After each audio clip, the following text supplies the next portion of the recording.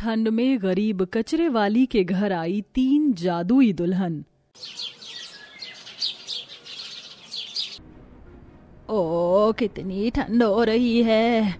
इतनी ठंड में जरा भी बाहर नहीं निकला जा रहा। काश मेरे पास एक सर्दी से बचने के लिए अच्छा सा स्वेटर होता। तभी माहिष्मती को अपने घर के आंगन में पहुंचते ही वहां एक रस्सी पर एक बहुत अच्छा गरम स्वेटर लटका हुआ दिखाई देता है। ये मेरे टूटे फूटे घर के बाहर रस्सी के ऊपर इतना नया सुंदर सा स्वेटर कहाँ से आया? माहिष्मती उसे उतार कर देखती है और पहनती है। ये तो सच में बहुत गर्म है। इसकी गर्माहट ने तो मेरी ठंड ही भगा दी और मुझे अंदर चले जाना चाहिए। अरे वाह माँ जी, इतना प्यारा स्वेटर। ये स्वेटर कहाँ से आया आपके पास? आपका स्वेटर तो गर्म है। हाँ माँ जी, सही कहा अंजलि और श्वेता ने। आपके ऊपर अच्छा भी लग रहा है। अब तुम तीनों को क्या ही बताऊं। लग रहा था जैसे मेरी जुबान पर सरस्वती का वास हो। मैंने एक गरम स्वेटर की बात की थी और तभी वहाँ पर अचानक से पता नहीं कहाँ से एक स्वेटर प्रकट हो गया। अरे वाह माँ जी, आपकी जुबान तो कमाल की है। फिर से कुछ मांग कर देखो, क्या पता आपकी वो इच्छा भी पूरी हो जाए। अच्छा, ऐसा कुछ नहीं होता। अगर अब मैं ये कह दूं कि घर बहुत सुंदर और प्यारा बन जाए तो ऐसी थोड़े ना हो सकता है।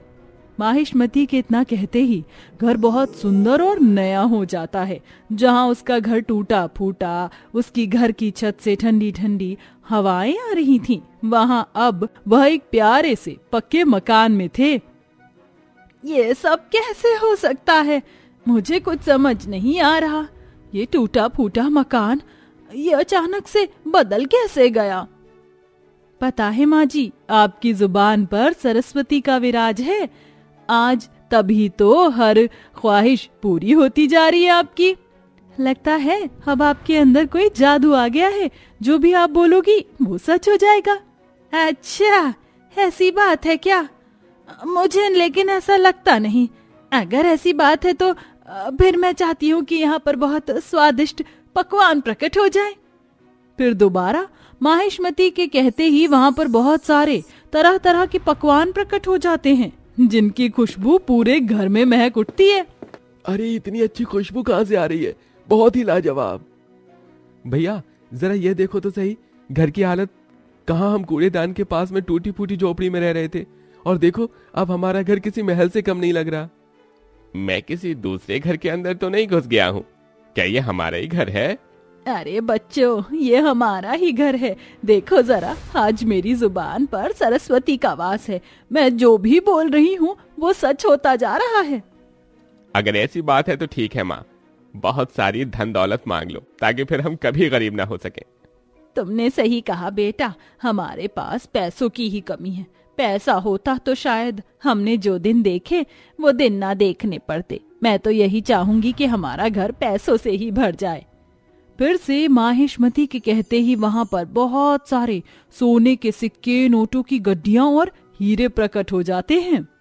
हे भगवान, ये तो चमत्कार ही हो गया। ये सब कैसे हो सकता है? देखो जरा, हीरे, सोने के सिक्के और इतने सारे नोट। मैंने जिंदगी में पहले कभी नहीं देखे होंगे।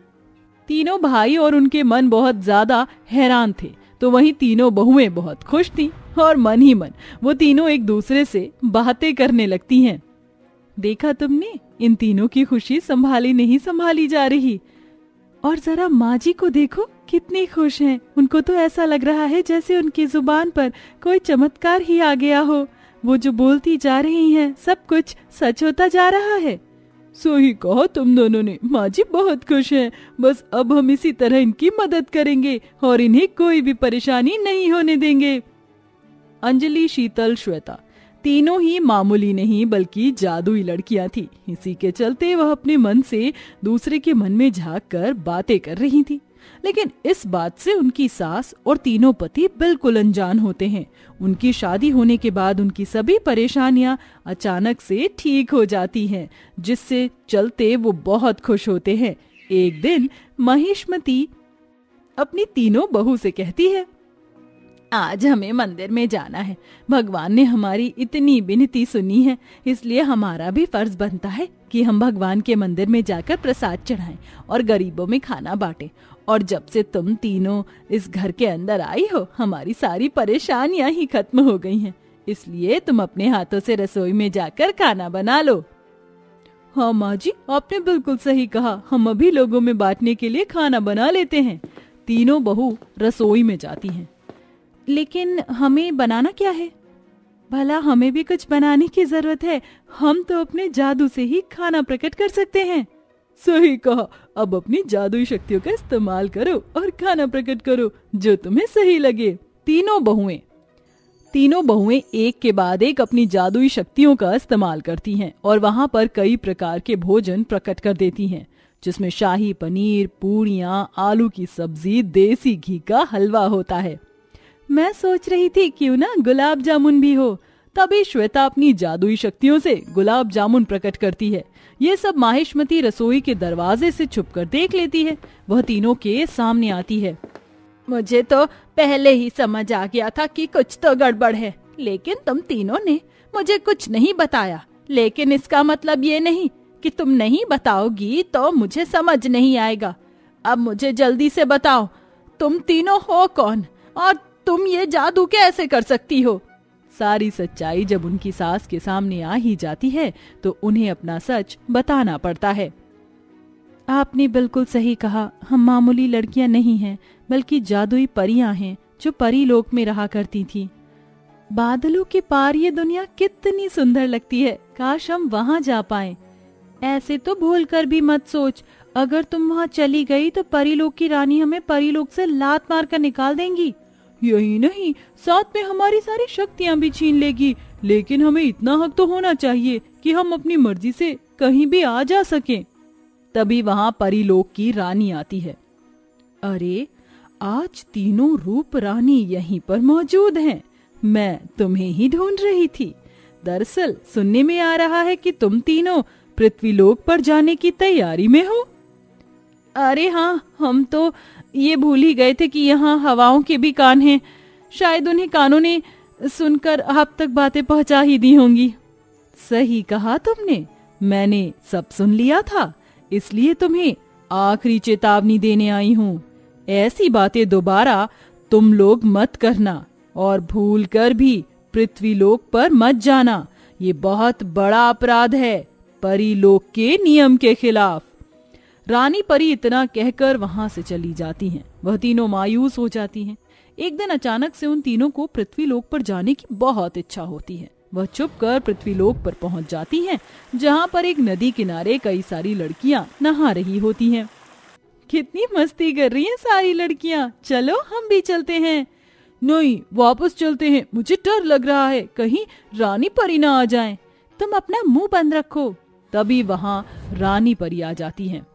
मैंने तुम्हें कितना समझाया, लेकिन तुमने मेरी एक नहीं सुनी। अब मैं तुम्हारी नहीं सुनने वाली, इसलिए मैं तुम्हारी सारी शक्तियों को अभी के अभी छीनती हूँ। आज से तुम यहीं पृथ्वीलोक पर बिना अपनी शक्तियों की रहोगी। रानी परी तीनों परियों की शक्ति छीनकर वापस परीलोक चली जाती है। बिना शक्तियों के वह तीनों ठंड में पृथ्वी पर दर दर की ठोकरें खाती हैं और भूख प्यास से तड़पने लगती हैं। तभी उन्हें माहिष्मती मिलती है। अरे ये क्या, एक तो ठंड है, ऊपर से ये यहाँ ठंड में बेहोश पड़ी हैं। कहीं उनकी हालत और भी ज्यादा बिगड़ न जाए। माहिष्मती उन तीनों को अपने घर पर लेकर आती है, उनकी देखरेख करती है और ठंड में उन्हें अपनी ही झोपड़ी में खाने को भी देती है।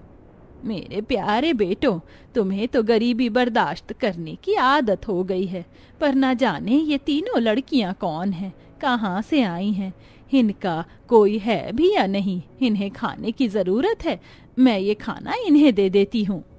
कोई बात नहीं माँ, हम कल खाने का जुगाड़ कर लेंगे। आप ये खाना उन तीनों को दे दो। माहिष्मती उन तीनों को खाना दे देती है। अगले दिन उन तीनों को होश आता है। हमारी मदद करने के लिए आपका बहुत शुक्रिया। अब हमें यहाँ से चलना चाहिए। लेकिन तुम तीनों कहाँ जाओगी? क्या तुम्हारा कोई परिवार है? हम तीनों अनाथ बहनें हैं, कहीं तो कोई ठिकाना ढूंढ ही लेंगे। वह तीनों ऐसा कहकर जा रही होती हैं, लेकिन माहेश्मती उन्हें रोक लेती है। तुम्हें कहीं जाने की जरूरत नहीं है। अगर तुम चाहो तो इस घर में रह सकती हो मेरी बहू बनकर। मेरे 3 बेटे हैं, तीनों ही कुंवारे हैं। तीनों के पास कोई सहारा तो था नहीं, जिसके चलते वो माहेश्मती के तीनों बेटों से शादी कर लेती हैं। शादी होते ही उनकी शक्तियाँ खुद ब खुद उनके पास आ जाती हैं और वह अपनी जादुई शक्तियाँ पाकर बहुत खुश होती हैं। इसी के चलते वो सारी परेशानियां अपनी खत्म कर देती हैं। माँ जी, इस प्रकार हमने आपकी मदद की। मुझे तो यकीन ही नहीं होता कि मैं अपने बेटों की शादी जादुई दुल्हनों से करवा चुकी हूँ। तुम तो सच में कमाल की हो। लगता है मैंने पिछले जन्म में कोई अच्छे कर्म किए थे, जिसके चलते मुझे उसका फल इस जन्म में मिल रहा है। माहेश्मती इतना कहकर अपनी तीनों जादुई बहुओं को गले से लगा लेती है, लेकिन तभी वहां पर रानी परी आती हैं। मैंने तुम्हें पृथ्वी पर आने के लिए इसीलिए मना किया था क्योंकि इंसान और परी कभी एक साथ नहीं रह सकते, लेकिन आज तुमने इस बात को गलत साबित कर दिया। तुमने इंसानों के बीच में रहकर ये दिखा दिया कि परी और इंसान भी एक साथ रह सकते हैं। तुम्हें ये परिवार मुबारक हो। आज से तुम इस परिवार में खुशी खुशी रह सकती हो। रानी परी आशीर्वाद के तौर पर और ज्यादा अच्छी शक्तियां उन्हें देकर वहां से चली जाती हैं, जिसके बाद वह तीनों जादुई परियां अपनी सास और अपने पतियों के साथ पृथ्वीलोक पर खुशी खुशी रहने लगते हैं।